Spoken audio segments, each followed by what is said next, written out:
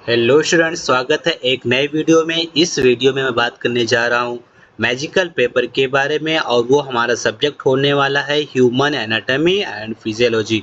हमारे जो स्टूडेंट्स जो हमारे साथी कर्नाटका बोर्ड का पेपर दे रहे हैं उनका कल के दिन पेपर है। दैट मीन्स कि 18 जैन को एचएपी का पेपर है, ठीक है ना।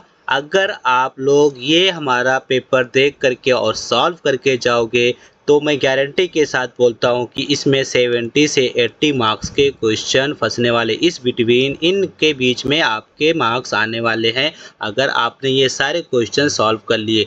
अगर आप हमारे चैनल पे नए हैं और सब्सक्राइब नहीं किए हैं तो वीडियो को लाइक कर दें, चैनल को सब्सक्राइब नहीं किया सब्सक्राइब कर दें और बेल आइकन भी प्रेस कर दें। अब चलिए देखते हैं। सबसे पहले जो हमारा क्वेश्चन होने वाला है या कहीं ना कहीं आपके पेपर में रहेगा तो लीवर के बारे में आपसे क्वेश्चन पूछेगा। आप लीवर का पेपर आप लीवर का टॉपिक पढ़ के जाओ, लीवर का स्ट्रक्चर पढ़ लो, उसके फंक्शन के बारे में पढ़ के जाओ, ठीक है।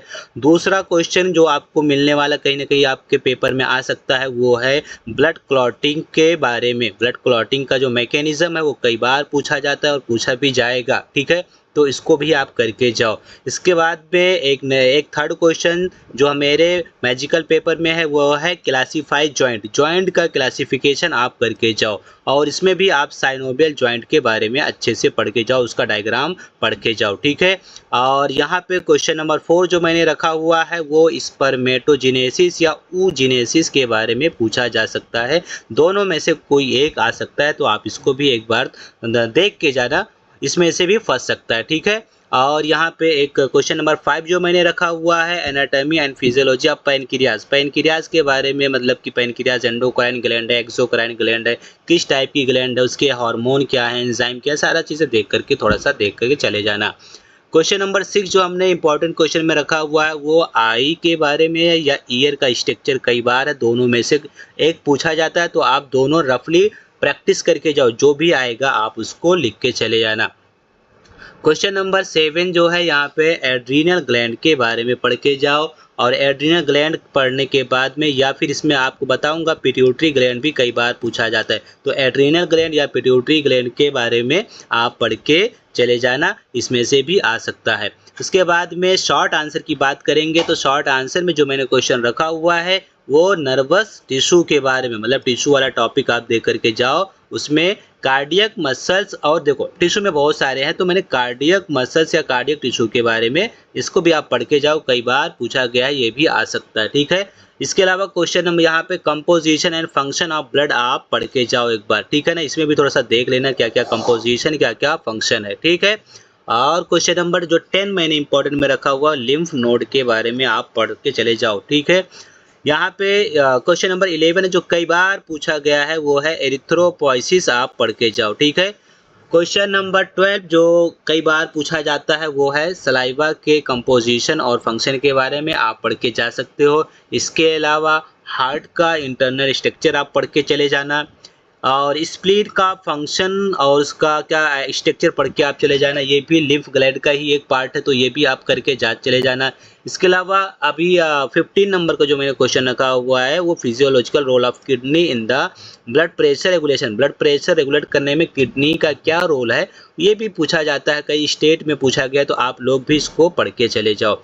और क्वेश्चन नंबर जो 16 मैंने रखा है इंपॉर्टेंट में वो है एंटीरियर या पोस्टीरियर पिट्यूटरी से सीक्रेट होने वाले हार्मोन और उनके फंक्शन, तो ये भी आप देख करके चले जाना। क्वेश्चन नंबर जो 17 है वो डिफरेंस बिटवीन सिंपैथेटिक या पैरासिम्पैथेटिक नर्वस सिस्टम के बारे में पूछा जा सकता है तो इसको भी आप एक बार देख लेना।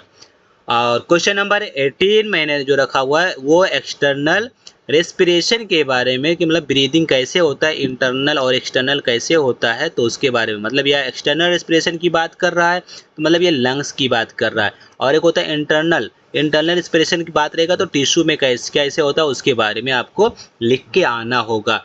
अब स्टूडेंट मैंने यहाँ पे जो सेक्शन नंबर सी है यहाँ पे वैसे देखा जाए तो ऑब्जेक्टिव क्वेश्चन आते हैं, बट मैंने ऑब्जेक्टिव यहाँ पे नहीं रखा हुआ है क्योंकि ऑब्जेक्टिव कभी भी मैच करता है कभी नहीं मैच करता है, वो कहीं से भी क्वेश्चन उठ के आ जाता है। तो इसमें भी मैंने ही शॉर्ट आंसर के बारे में या लॉन्ग आंसर थोड़ा बहुत से उससे टॉपिक मिल जाएंगे, जैसे डिफाइन मेंस्ट्रुअल साइकिल, तो मेंस्ट्रुअल साइकिल भी एक शॉर्ट टाइप का, मतलब शॉर्ट और लॉन्ग में भी दोनों में पूछा जाता है, तो उसको भी मैंने यहाँ पे लिख दिया है, तो इसको आप देख के चले जाना। ये हाइपोथायरॉयडिज्म, ये 1 मार्क का है, ठीक है ना। इसके अलावा ये आपको लॉन्ग था, इसमें भी मैंने रख दिया है। और name two female sex hormone, ये भी 1 मार्क का है, ठीक है। कंडक्टिंग सिस्टम ऑफ हार्ट, ये भी 3 मार्क्स में देख करके चले जाना।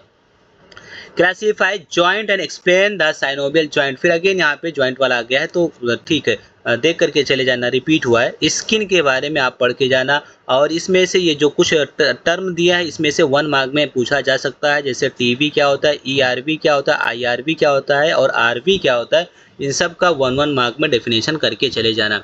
और 1 मार्क में आपको डिफाइन साउंड बॉक्स क्या होता है ये देख लेना। 1 मार्क में पल्स प्रेशर क्या होता है ये आप देख करके चले जाना। Right about lymph node, lymph node के बारे में ऑलरेडी आपको मैंने ऊपर क्वेश्चन दिया, वो सब मतलब थोड़ा सा देख के चले जाना। यूरिन फॉर्मेशन ये ऊपर भी आया है, यहाँ भी थोड़ा सा 1 मार्क में भी देख लेना। और सिस्टेमिक या पल्मोनरी सर्कुलेशन क्या होता है ये आपको सर्कुलेटरी सिस्टम में मिल जाएगा, ठीक है। फंक्शन ऑफ CSF कई बार पूछा गया, तो फंक्शन ऑफ CSF कर लेना। फुल फॉर्म बता दे रहा हूँ, सेरेब्रो स्पाइनल फ्लूइड होता है, ठीक है। और मैकेनिज्म ऑफ ब्रीदिंग ऊपर भी बताया हूँ आपको कि इंटरनल और एक्सटर्नल होता है, वही है यहाँ पर भी। मतलब क्वेश्चन जिस तरीके से ट्विस्ट हुआ है मैंने वो सारे वर्ड यहाँ पे लिख दिया है। RH फैक्टर कई बार पूछा गया, इसको भी आप करके चले जाना। और क्वेश्चन नंबर 34 जो है वो है हाइपोथैलेमस का फंक्शन के बारे में पूछा गया, तो हाइपोथैलेमस के फंक्शन के बारे में करके चले जाना। और क्वेश्चन नंबर 35 जो मैंने यहाँ पे रखा है एक्सियल एंड अपेंडिकुलर बोन, ये थोड़ा लॉन्ग आंसर है दोनों, कभी एक्सियल पूछा जाता है कभी अपेंडिकुलर बोन पूछा जाता है। बट मैंने यहाँ पे रख दिया कि आपको ठीक है 1 मार्क वाला आप पढ़ के जाओ नहीं जाओ, बट ये सारे शॉर्ट और लॉन्ग आंसर आप करके चले जाना। इसी में से क्वेश्चन फंसने के चांस है, ठीक है ना। 1 मार्क वाले उतने फंसते नहीं, इसलिए मैंने सारे शॉर्ट आंसर और लॉन्ग आंसर के क्वेश्चन इसमें डाल दिए हैं। आप मिनिमम इतना क्वेश्चन करके चले जाना, ठीक है।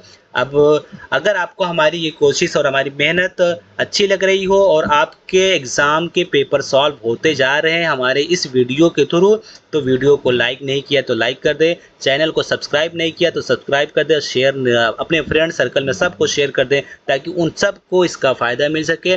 अब चलिए मिलते हैं, एग्ज़ाम के बाद मिलेंगे। HAP का एग्ज़ाम होगा, देखेंगे कितना क्वेश्चन हमारा आया फंस रहा है, ठीक है ना। तो मिलते हैं नेक्स्ट वीडियो में, तब तक के लिए टेक केयर, बाय बाय। और प्रिपरेशन करते रहिए, मेरी तरफ से आप सबको एग्ज़ाम की खूब सारी ऑल द बेस्ट। चलिए मिलते हैं नेक्स्ट वीडियो में, बाय बाय।